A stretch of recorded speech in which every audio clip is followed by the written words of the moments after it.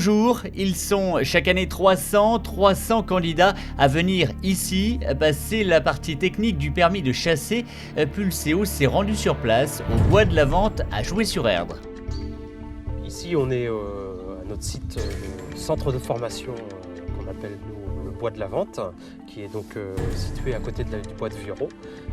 Et notre centre de formation, eh bien, on y fait des formations liées au permis de chasser, c'est notre centre d'examen à la pratique du permis de chasser.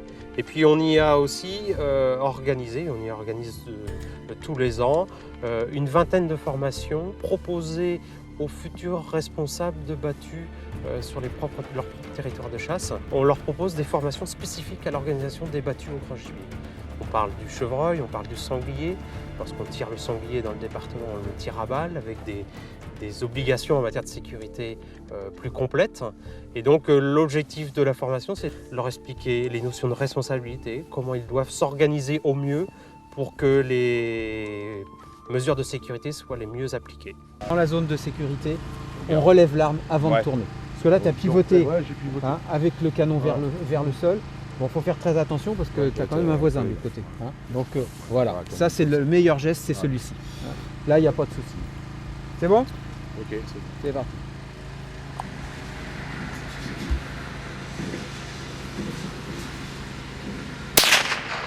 Les candidats s'inscrivent à la Fédération des chasseurs.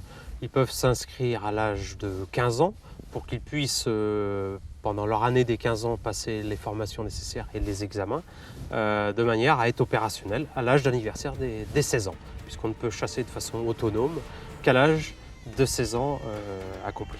Depuis la loi de 2003, a été instaurée la possibilité de la chasse accompagnée, à l'image de ce qui se passe pour le permis de conduire. Un candidat qui a suivi une formation minimum qui est plus simple que celle qui est obligatoire dans le cadre du permis, de l'examen concret du permis de chasser, aurait la possibilité de monter un dossier auprès de l'administration en désignant un parrain ou deux parrains qui ont une expérience de chasse.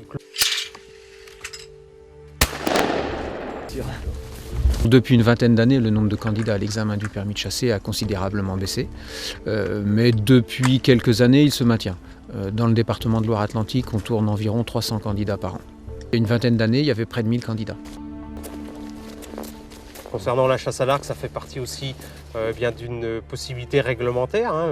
Lorsqu'on a le permis de chasser, on peut pratiquer la chasse à l'arc pour des personnes qui ont en plus suivi une formation spécifique à la chasse à l'arc.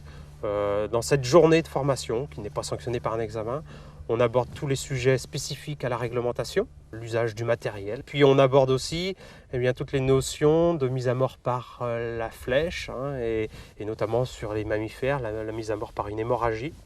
Donc le chasseur se doit de tirer une zone vitale pour que la mise à mort soit rapide.